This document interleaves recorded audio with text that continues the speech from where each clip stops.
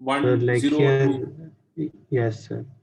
No, you can do it for any order reaction, but the thing is again that since in this question it is clearly given first order, you have to find out, correct? That you need to prove.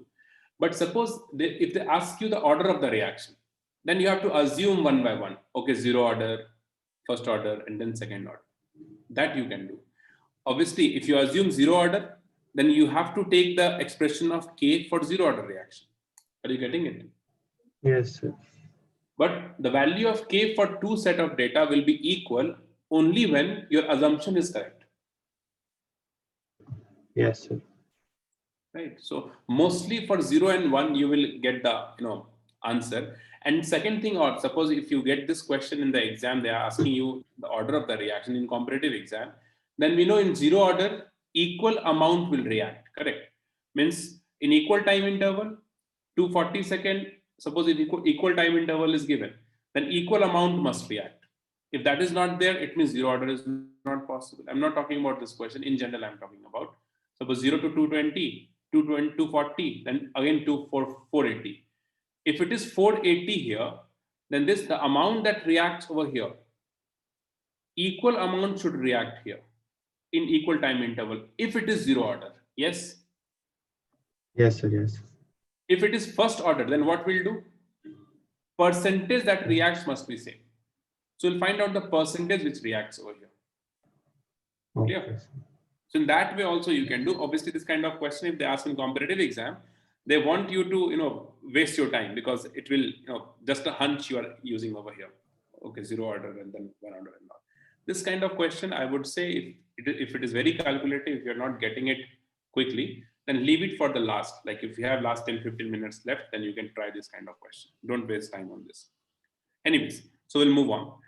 So next, see all these things. If you recall the last class, we were talking about the factors affecting rate of reaction. Yes or no?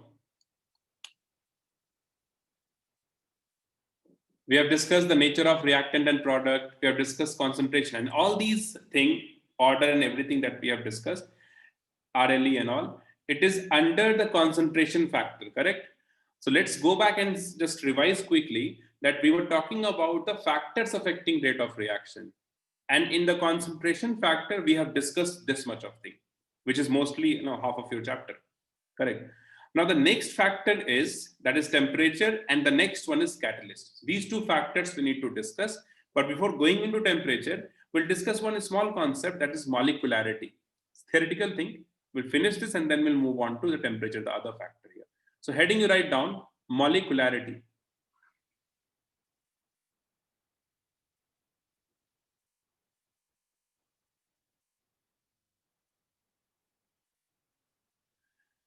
In board exam and in competitive exam, they ask questions about this with this molecularity and order. In board, they many times they have asked this, write down the difference between order and molecularity.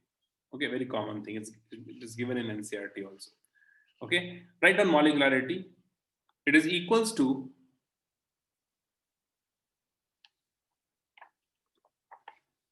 I'll write down, wait.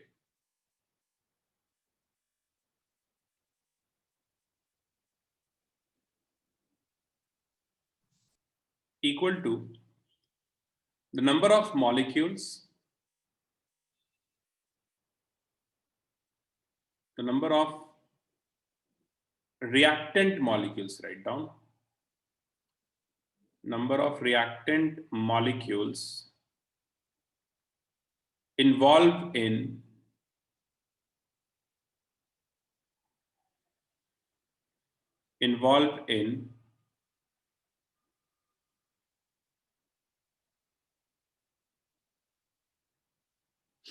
dimension. You can use Venkat if K value is given, no? K ka unit is not given over there, correct?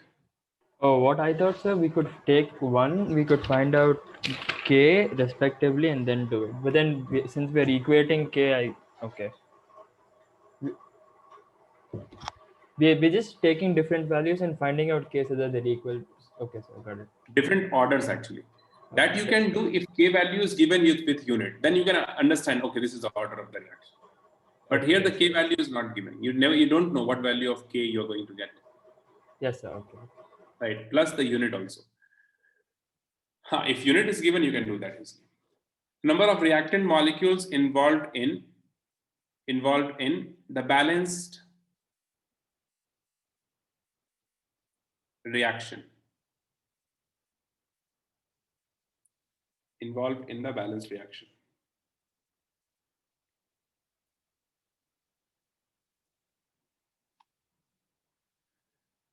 Point was write down. It is the theoretical concept. Theoretical concept. And if in complex reaction,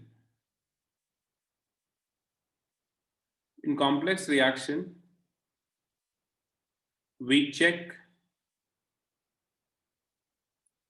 the number of molecules, reactant molecules. When I say molecules here, reactant molecules present in the slowest step. So we just have to see one single step, right? So if you have complex reaction, so molecularity we define with respect to the slowest step, if multiple steps are there. So hence we also say it is defined for elementary reaction, means one single step, elementary reaction. That also we say. Okay. It must be a whole number because it is a sum of the molecules. So it cannot be zero, negative, or fraction. Correct. So it must be a whole number. Or must be an integer, not whole number. Must be.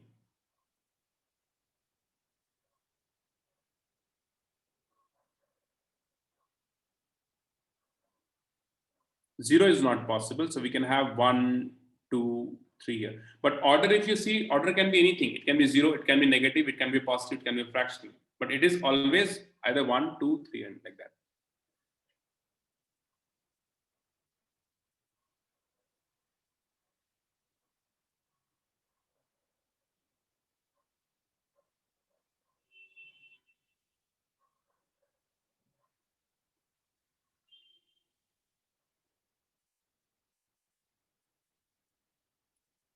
Write down reaction with molecularity.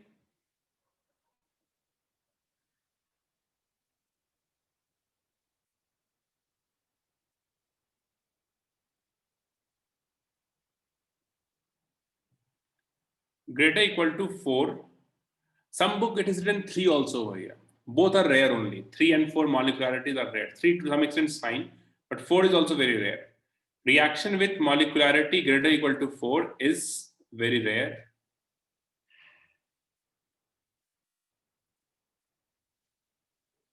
It is independent of pressure and temperature.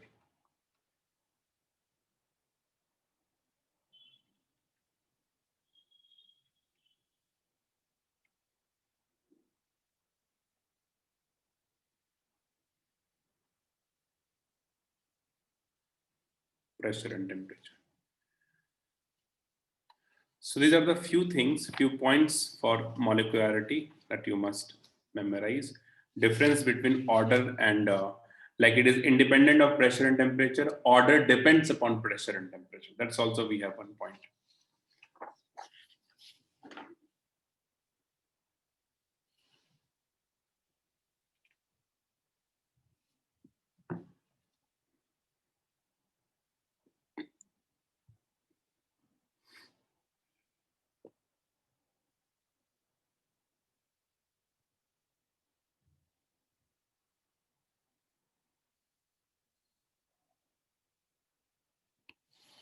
Done?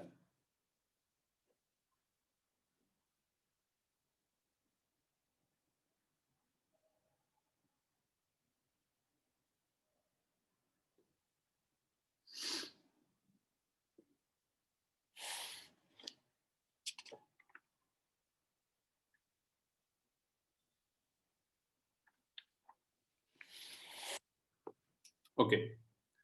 Next, the next factor which affects the rate of the reaction we have. Write down factor number 4 is temperature.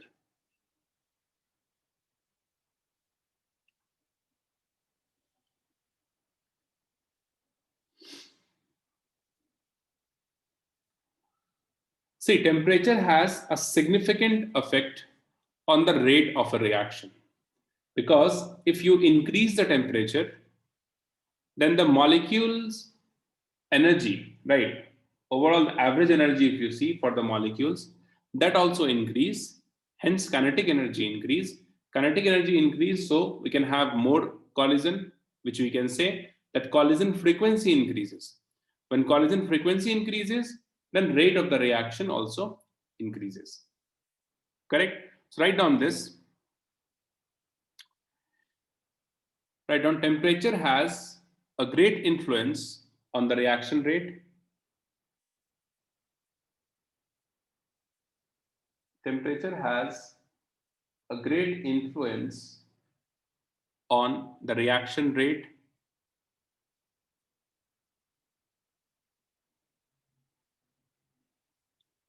On the reaction rate. In general, as temperature increases, in general, as temperature increases, rate of the reaction also increases.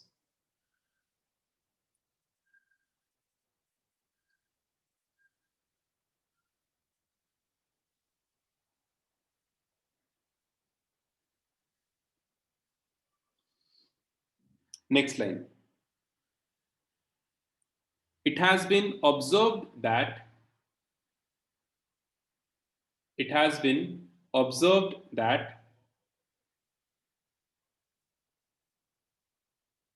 for every 10-degree rise in temperature,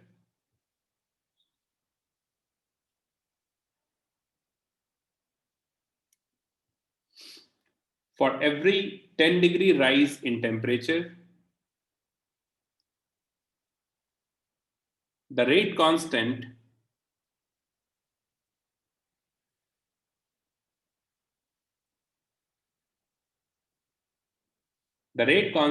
becomes doubled. Rate constant I'm talking about, you see, it's not rate of the reaction. Okay, however, both are related in a similar way. Means if rate constant increases, rate of the reaction also increases, but it is rate constant which gets doubled.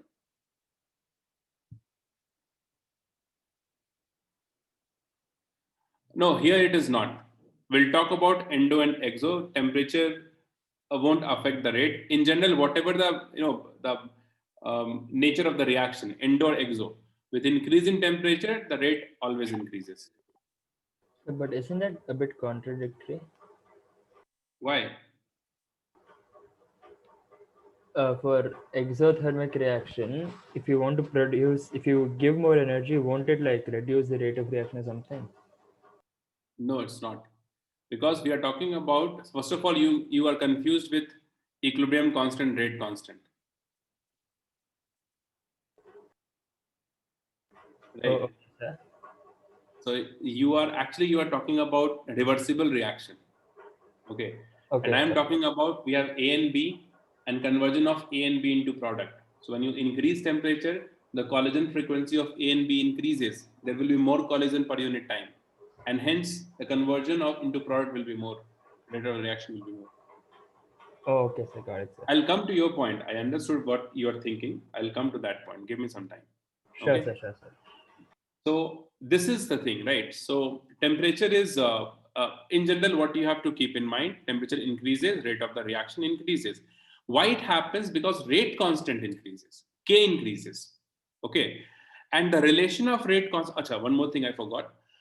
Okay, I said for every 10-degree rise in temperature, the rate constant becomes doubled, right? So if you see, if you take the ratio of rate constant K at a temperature T plus 10 divided by K at temperature T. So obviously we have 10-degree rise in temperature here. So this ratio, we call it as mu. And this mu is temperature coefficient, important. Temperature coefficient, okay? And this is observed to be nearly equals to 2. In some book, they have written becomes doubled or tripled. This also they have written in the book. But for solving question, you take this 2 only. Okay, the temperature coefficient for every 10-degree rise becomes double.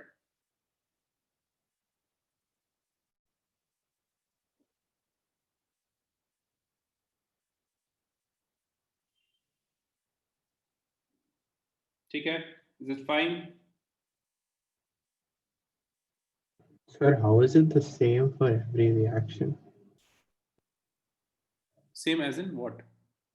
So like it doubles for every reaction if you change the temperature by 10 degrees, it doubles. It depends. That's what I said. It has been observed.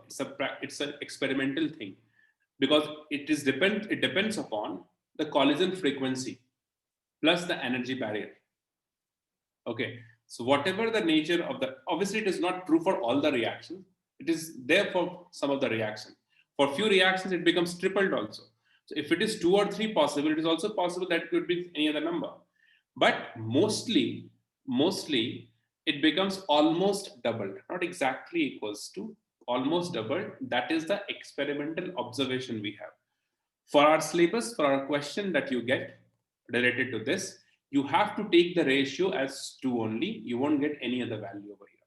Or you can say in other way that the reaction that they give here in this chapter in our syllabus, for those reactions, the ratio for every 10-degree rise is coming out to be 2. Both way you can understand. Okay, sir. Why it becomes double or triple? That there are 2 to 3 factors: collision frequency plus energy barrier. Also, we have over there which can overcome easily. Okay, we'll talk about that energy barrier after some time. Okay, so this is what we observed overall. We discussed overall that what happens overall if you increase the temperature. Correct.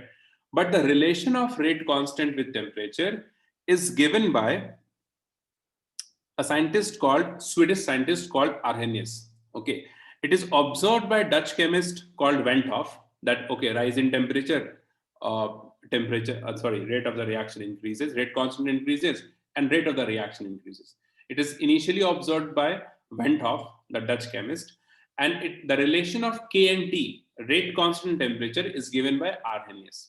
Okay, so write down the relation of rate constant and temperature is given by Arrhenius, and this equation, which relates rate constant K and temperature, is called Arrhenius equation. It is equals to A e to the power minus EA by R T.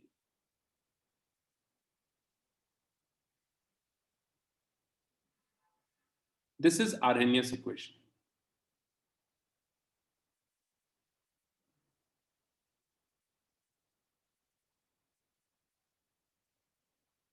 Okay, K is the rate constant. All the terms you write down. K is the rate constant, we know already. A is, we call this A as frequency factor. Frequency factor. We also call it as pre-exponential factor.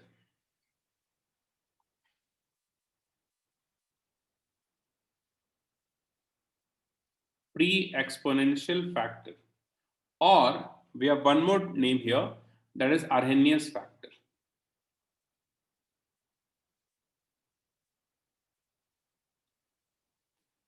EA is activation energy, R is the gas constant, EA is activation energy.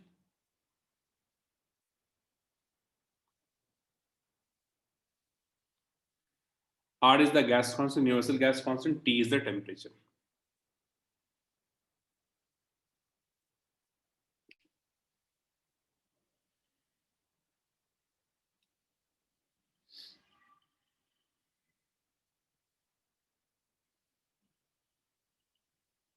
Done?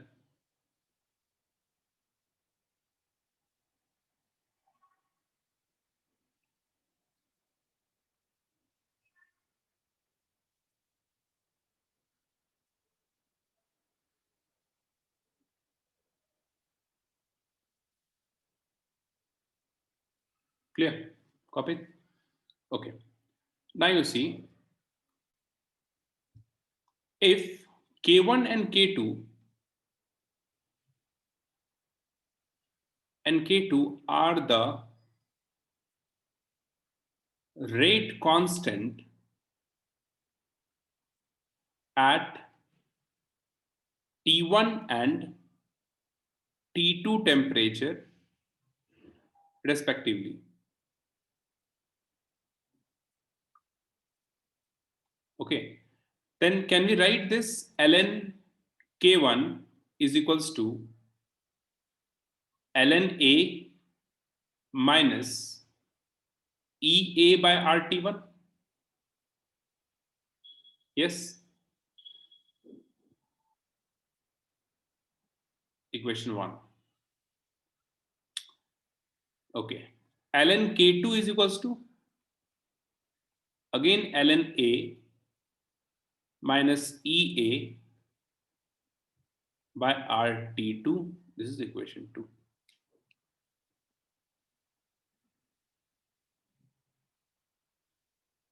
If you subtract 1 minus 2, the expression you will get ln K1 by K2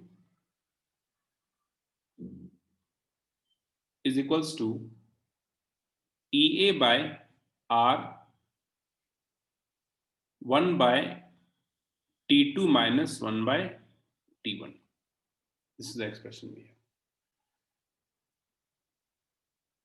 have. I memorize this expression like this. Since I have started with 1 by T2 here, so here also I'll place K2. T2, so K2 here. Okay. ln if you convert in log, so I'll write on log of K2 by K1 I'll write down here. And once I write K2 by K1, this side will have a negative sign, EA 2.303 R 1 by T2 minus 1 by T1. So here if I start with K2, here also I'll start with T2. Here if you start with K1, then with a negative sign outside, here also you can start with K1, T1. Okay, so this is how I memorize this expression. Remember the similar kind of expression we have discussed in chemical equilibrium also, yes? Van-Hoff equation. Van-Hoff equation we call it as, if you remember that. Right? Yes, tell me. This equation is mostly there for irreversible reaction.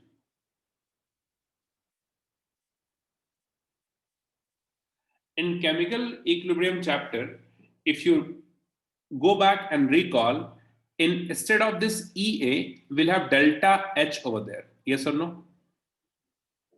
Yes, sir. Right. So this is very important because now that you know, because we are doing chemical kinetics, so you definitely know this fact that this K1 and K2 are the rate constant. But if you do not, focus on the difference in the two reaction, right? Then in the exam, if you get this expression, you'll get confused that whether this K is rate constant or equilibrium constant. Yes. So how do you differentiate the two? If here delta H is written, it means the expression is given for reversible reaction. And then with delta H, this K1 and K2 are the equilibrium constant at two different temperatures. It is not the rate constant. It's clear? Write down this in your notes, okay? In your own word. If delta H is written over here, it means these are the equilibrium constant. If EA is written, activation energy, then K1 and K2 are the rate constant. It is not equilibrium constant. And then expression is valid for irreversible reaction. Clear? Could you please repeat? I said, if here delta H is written, it means K1 and K2 are the equilibrium constant. If EA is written, then this K1 and K2 are the rate constant, and this relation is for irreversible reaction.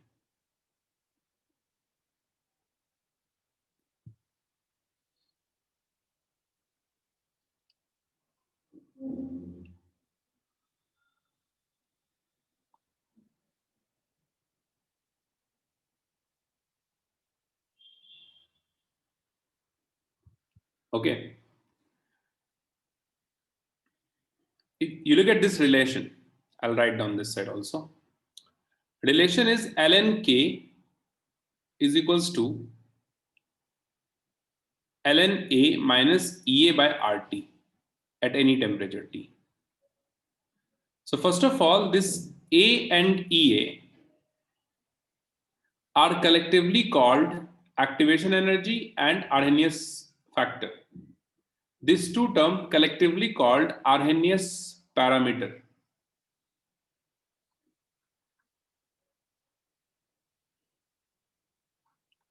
Arrhenius parameter. If you draw a graph over here,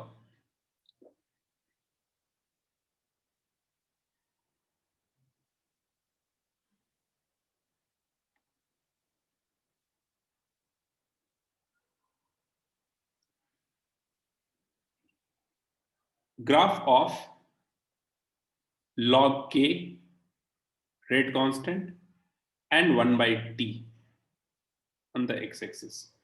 The graph would be a straight line like this with a negative slope. And what is the slope over here?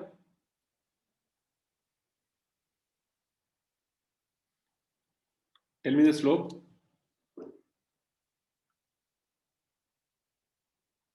EA by R. Minus EA by R, right? Minus EA by R, where R is the rate constant. But this is not correct. Why this is not correct? Because I have taken log K, it's not ln K. And this is a mistake you made in the test also. Slope is this. Because this is log K, it's not ln K. Yes. Yes. Correct. So keep this in mind. These things you don't have to memorize. I would say that just keep that Arrhenius equation in mind. K is equals to A to the power minus EA by RT. From there, you can derive everything. If you try to mug it up, then this kind of mistake possible in the exam. Okay. So this is the temperature dependent relation we have. Okay. Now in this also, like, few questions they ask. Very basic and easy questions. I'll show you one question. I'll show you.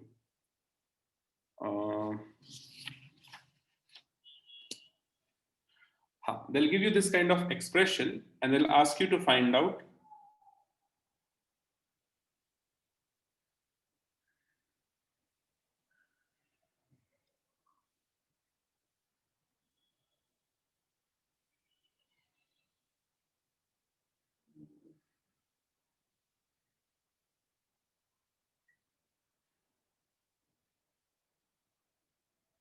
one second.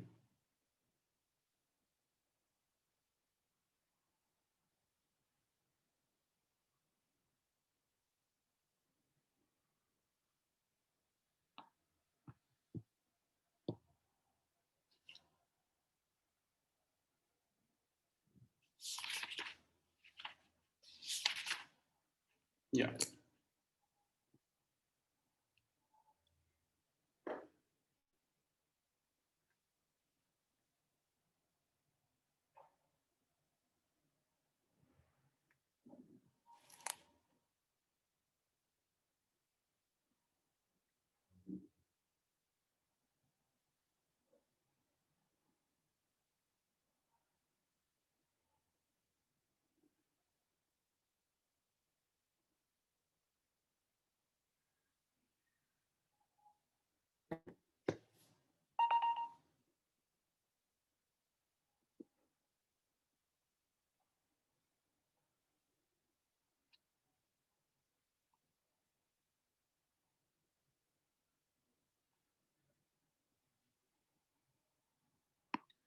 Based on the same relation, Arrhenius equation, you can get two, three types of question.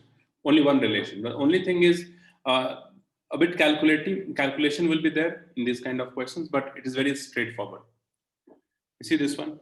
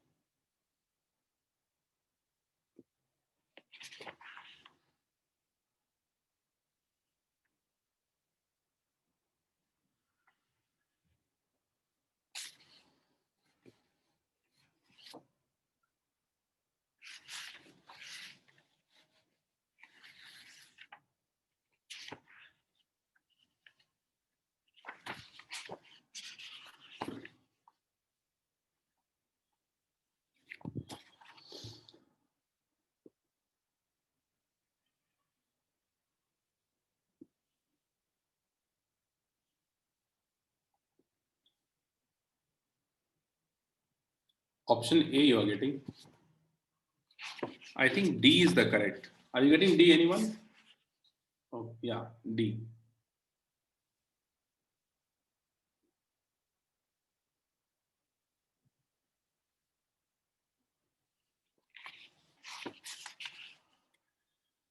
Okay, just you need to equate and you need to solve this. Okay, nothing much, just a calculation we have here. K1 is equals to K2, you equate and then you take log and solve this.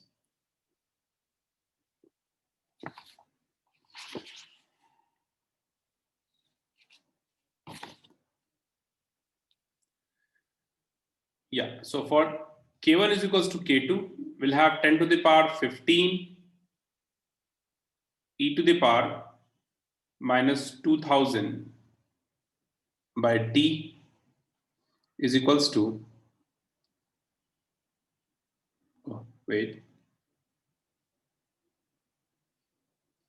into this equals to 10 to the power 14 e to the power minus 1000 by t.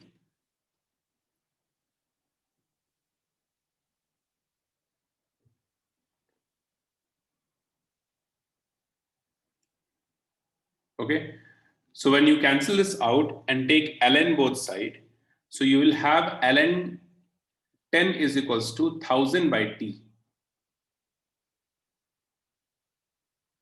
1000 by t. Okay, so which is equals to 2.303 log 10. So t is equals to, we'll get 1000 by 2.303. So 400 something, 434.2 Kelvin we get. Okay. Sometimes another type of question is what they'll give you the expression of this. Log K is equals to some value they will give minus some value into 1 by T, like this. Okay.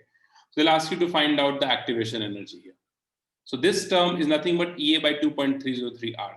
So whatever term we have here, you equate this EA by 2.303 R, you will get the answer. So it's kind of very basic questions you'll get. Okay. So you won't have any difficulty in this. This is the temperature factor we have. Okay, for affecting the rate of a reaction. It affects the rate constant and then the rate of the reaction. Now the last part here, the last term or the factor which affects the rate of the reaction is the catalyst.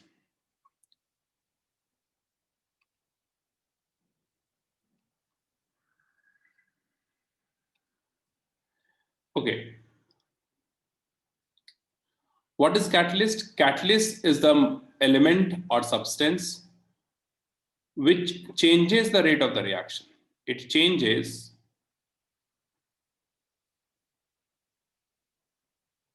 the rate of reaction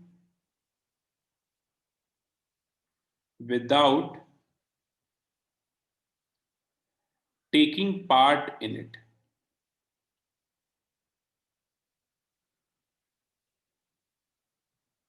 We know catalyst does not take part in the reaction. Okay, it just affects the rate of the reaction. It can enhance the rate or it can reduce the rate also. Both ways possible. That depends upon the nature of the catalyst. So we have two types of catalyst.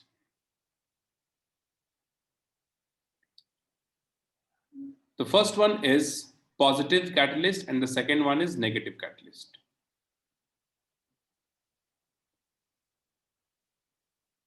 Positive catalyst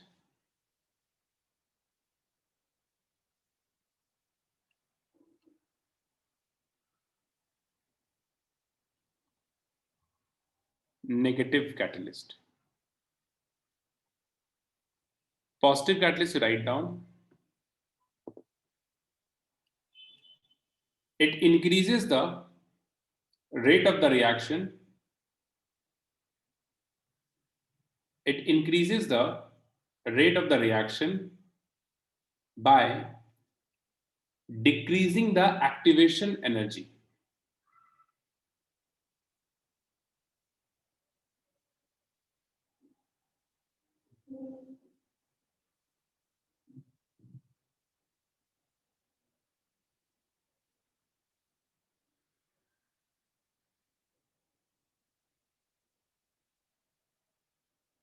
Okay. So it increases the rate of the reaction by decreasing activation energy. Okay. So basically, in presence of positive catalyst, what happens? Activation energy decreases. If you have a reversible reaction, I'm taking an example of it. A reversible reaction, if you have, then the catalyst, the positive catalyst, will enhance the rate of forward as well as backward reaction. Right, so it increases RF, rate of forward reaction, and RB, rate of backward reaction. Both it will enhance, and hence it will achieve the equilibrium sooner. That is the reason, use of positive catalyst we have. Suppose we have N2 plus H2 gives NH3. Reversible reaction. If you want to increase the production of ammonia, then we use the positive catalyst so that the, oh, I'm sorry. Oh, this we cannot take here. Ignore this one, ignore. Because it does not affect the amount of product and reactant. No, I was thinking something else. Anyways, so if you want to achieve the equilibrium sooner, you can add some positive catalyst. So it's not like it will always affect the forward reaction. If reaction is reversible, so both way, the rate of the reaction increases by decreasing the activation energy. So purpose of catalyst or the effect of catalyst is what? It decreases activation energy, positive catalyst, and increases the rate of the reaction. If you have negative catalyst, so it is exactly opposite. Negative catalyst increases the activation energy. Activation energy increases. And when activation energy increases, the rate of the reaction decreases. ROR decreases. Whether it is forward or backward, ROR decreases.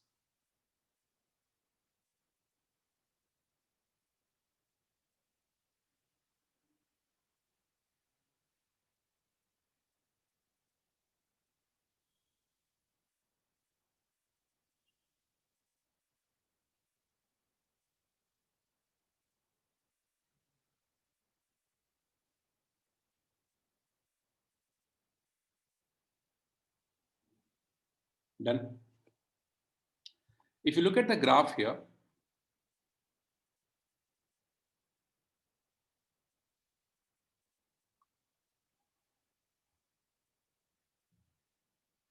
this y-axis is the potential energy.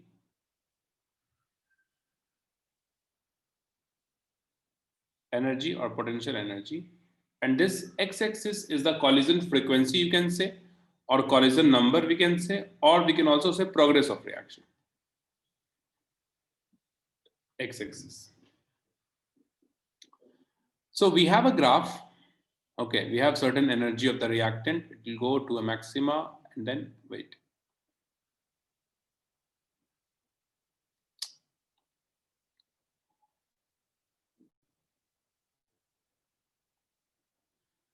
Suppose it's the reaction we have. I am assuming exothermic. Anything it could be. Exothermic, endothermic, anything it could be. Here it is exothermic. This is reactant.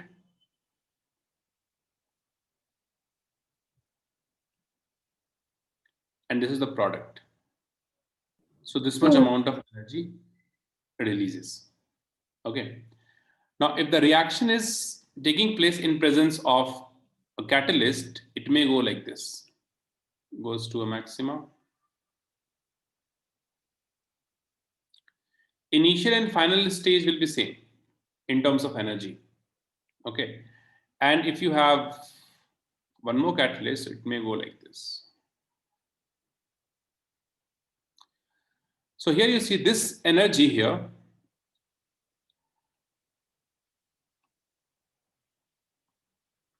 This energy is the activation energy. Okay.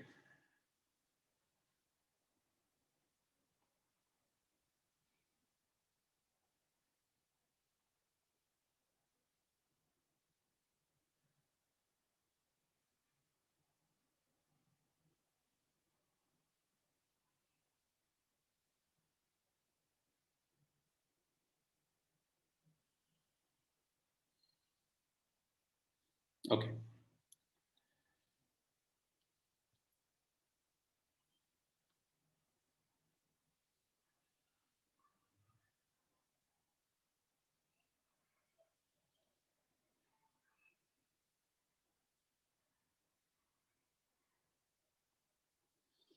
So this graph, the orange one that I have written here,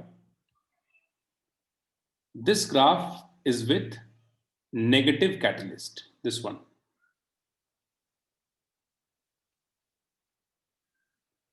Negative catalyst.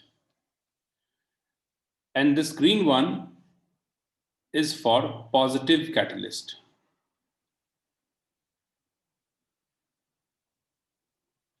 And the white one, there is no catalyst present here for this one.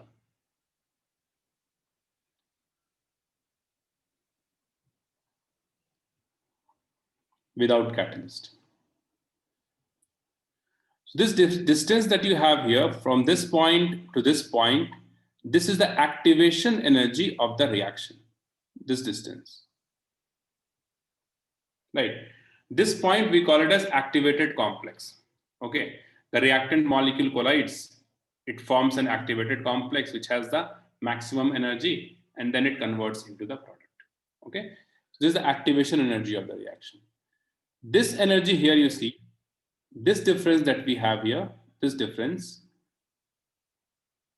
right? It is the activation energy in presence of positive catalyst, because the activation energy, the positive catalyst decreases the activation energy. And if this gap is less, the energy gap between the reactant molecule and the activated complex is less, then the particles can easily overcome this and hence the rate of the reaction increases. This is for positive catalyst. Activation energy for positive catalyst decreases activation energy. And this, the white one that you have, is for activation energy is for negative catalyst.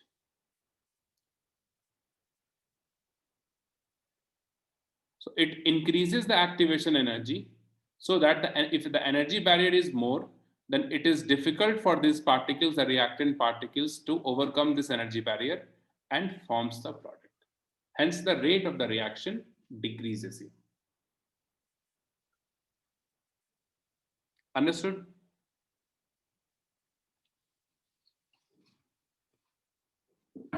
So I didn't understand what the x-axis is. Sorry?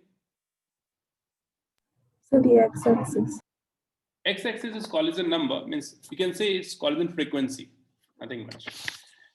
When the two molecules collide, so per unit time, if more number of molecules collides, so collision frequency is more. Or simply, if you are getting confused, you can also consider this as progress of reaction. This is nothing but the energy. So reactant converts into product. Time you can write, or progress of reaction also you can write. Same thing.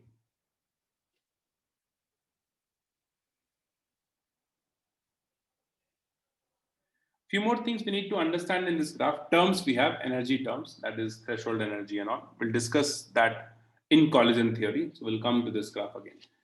Before going into the collision theory, we'll discuss reaction mechanism. Okay. What is reaction mechanism? How do we draw the graph? And with graph, what all things we can conclude? Okay, did you copy this, all of you?